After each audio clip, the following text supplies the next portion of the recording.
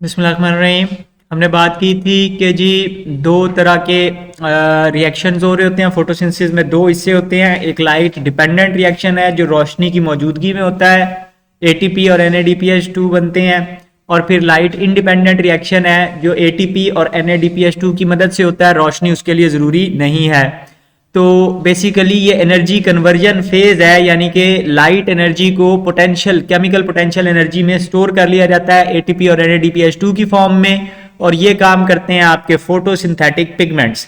अब क्लोरोप्लास्ट में हमने बात की थी कि उसके अंदर थाइलाकॉइड मेम्ब्रेन्स होती हैं। तो थाइलाकॉइड मेम्ब्रेन्स के अंदर फोटोसिंथेटिक पिगमेंट्स क्लस्टर्स की फॉर्म में अरेंज हुए होते हैं। क्लस्टर का मतलब है गुच्छा बना हुआ होता है, एक टीम बनी हुई होती है उनकी।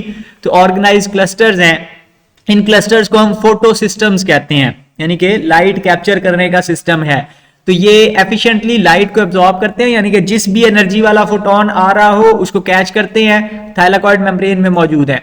तो फोटो सिस्टम में दो चीजें होती हैं। एक उसका एंटीना कॉम्प्लेक्स होता है जिसका काम रोशनी को कैप्चर करना है, यानी कि एंटीने लगे हुए हैं ऊपर की तरफ जो सिग्नल कैच करते हैं, रोशनी को कैच करते हैं।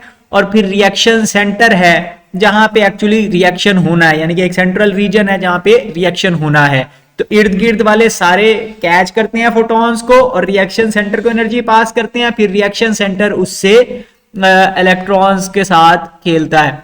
तो एंटीना कॉम्प्लेक्स में कई क्लोरोफिल ए, क्लोरोफिल बी और कैरोटिनॉइड के मॉलिक्यूल्स हो सकते हैं जो एनर्जी कैच करके रिएक्शन सेंटर को देते हैं, यानी कि जो भी फोटोन वो कैच करते हैं वो रिएक्शन सेंटर को पकड़ाते जाते हैं। रिएक्शन सेंटर उनका कैप्टन है, उसकी जिम्मेदारी है आगे बॉल के साथ जो करना है वो करेंगे। तो रिएक्शन सेंटर अमूमन क्लोरोफिल ए का मॉलिक्यूल होता है। प्राइमरी इलेक्ट्रॉन एक्सेप्टर से मुराद है कि एक वहां पर प्रोटीन पड़ी हुई है जो इलेक्ट्रॉन को सबसे पहले रिसीव करती है। जो सबसे पहले रिसीव करती है उसको प्राइमरी इलेक्ट्रॉन एक्सेप्टर कहते हैं। फिर इलेक्ट्रॉन कैरियर्स हैं, यानी कि इलेक्ट्रॉन को लेकर जाते हैं एक जगह से दूसरी जगह, और ये जुड़े हुए होते हैं इलेक्ट्रॉन ट्रांसपोर्ट चेन से, यानी कि एक पूरा सिस्टम है इलेक्ट्रॉन को एक जगह से दूसरी जगह ले जाने का। अब इलेक्ट्रॉन को आप इमेजिन कर लें, बेसिकली होता क्या है कि जब आपने रोशनी कैप्चर की, रोशनी कैप्चर करने की वजह से क्या होगा, वो सारी एनर्जी एक मॉलिक्यूल को मिलेगी, वहां से इलेक्ट्रॉन एक्साइट होगा। आपको पता है इलेक्ट्रॉन एक्साइटेड स्टेट में जा सकते हैं या लेस एनर्जी वाली स्टेट में जा सकते हैं। अब जब इलेक्ट्रॉन एक्साइट हुआ तो यूं समझ लें कि घर में कोई छोटा बच्चा है जो रोना शुरू हो गया। अब वो बच्चा रोना शुरू हो गया, वो बच्चा एक्साइट हो गया, वो लाते मार रहा है, चीख रहा है, चिल्ला रहा है और वो रो रहा है, छोटा सा बच्चा है। तो सबसे पहले उसको कौन उठाएगा? प्राइमरी इलेक्ट्रॉन एक्सेप्टर, उसकी माँ है जो उसे उठाएगी, उसको हिलाए जुलाएगी, पुत्र चुप हो जा, चुप हो जा, उसे चुप कराने की कोशिश करेगी। लेकिन फॉर एग्जाम्पल बच्चा चुप नहीं हुआ तो दादी आ जाएगी कि ओए ये क्यों रो रहा है, लाओ मुझे पकड़ाओ, तुमसे तो संभाला ही नहीं जाता। तो दादी उसे पकड़ लेगी, वो उसको हिलाएगी जुलाएगी, बाहर लेके जाएगी। अब्बा की बारी आएगी, अब्बा उसको थोड़ी देर चहलकदमी करेगा, वो उसको अब हर मतलब माँ के पास, फिर दादी के पास, फिर अब्बे के पास, फिर चाचे के पास, अल्टीमेटली चाचू उसको बाइक पे बिठाएगा, बाहर गली का चक्कर लगा के आएगा।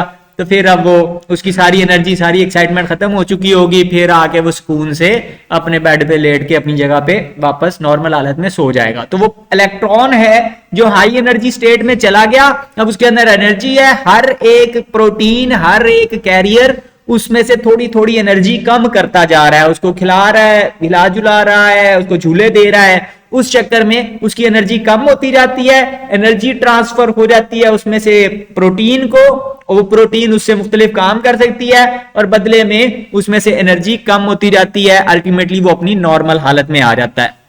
तो लाइट एनर्जी इलेक्ट्रॉन ने कैप्चर की, उस इलेक्ट्रॉन से बारी बारी प्रोटीन्स ने एनर्जी निकाली। कई प्रोटीन्स रास्ते में आती हैं जिनको इलेक्ट्रॉन कैरियर्स कहते हैं, इलेक्ट्रॉन ट्रांसपोर्ट चेन का हिस्सा है। तो electron transport system basically ATP generation का काम करता है एक प्रोसेस के जरिए। इसको हम केमी ऑस्मोसिस कहते हैं। ऑस्मोसिस आपको पता है पानी की मूवमेंट को कहते हैं, केमी ऑस्मोसिस बेसिकली केमिकल्स की मूवमेंट, हाइड्रोजन की मूवमेंट को केमी ऑस्मोसिस कहते हैं। तो उसके जरिए से भी एटीपी प्रोड्यूस किए जाते हैं। तो एनर्जी सबसे पहले एंटीना कॉम्प्लेक्स ने एब्जॉर्ब करनी है, रिएक्शन सेंटर को एनर्जी पहुंचनी है, और उस एनर्जी से फिर आगे इलेक्ट्रॉन एक्साइट होना है।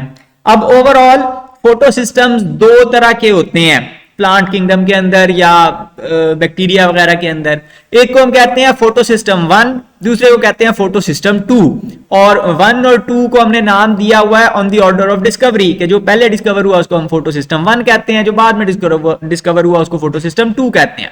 फोटो सिस्टम 1 के सेंटर में क्लोरोफिल ए का मॉलिक्यूल होता है और ये मैक्सिमम एनर्जी, यानी कि ये टीम इस तरह से अरेंज है कि ये 700 नैनोमीटर पे मैक्सिमम एनर्जी एब्जॉर्ब करता है, यानी कि 700 नैनोमीटर वाले फोटॉन्स को ये कैप्चर करने के लिए स्पेशलाइज्ड है। उसके मुकाबले में फोटो सिस्टम 2 के सेंटर में भी क्लोरोफिल ए का ही मॉलिक्यूल है, लेकिन ये 680 नैनोमीटर के फोटॉन्स को ज्यादा बेहतर तरीके से कैच कर सकता है। तो फोटो सिस्टम 1 को हम P700 कहते हैं क्योंकि वो 700 नैनोमीटर की वेवलेंथ को मैक्सिमम एब्जॉर्ब कर रहा है। फोटो सिस्टम 2 को हम P680 कहते हैं क्योंकि वो 680 नैनोमीटर की वेवलेंथ को बेहतर एब्जॉर्ब कर सकता है। तो यहां पे आपको थाइलाकॉइड मेम्ब्रेन एक ग्रैनम दिखाया हुआ है। ये जो अंदर वाला व्हाइट वाला इलाका है, इस सेंटर वाले इलाके को ल्यूमन कहते हैं। और यहां पर आपको फोटो सिस्टम पड़े हुए नजर आ रहे हैं, एक ये फोटो सिस्टम है और एक ये फोटो सिस्टम है, ठीक है।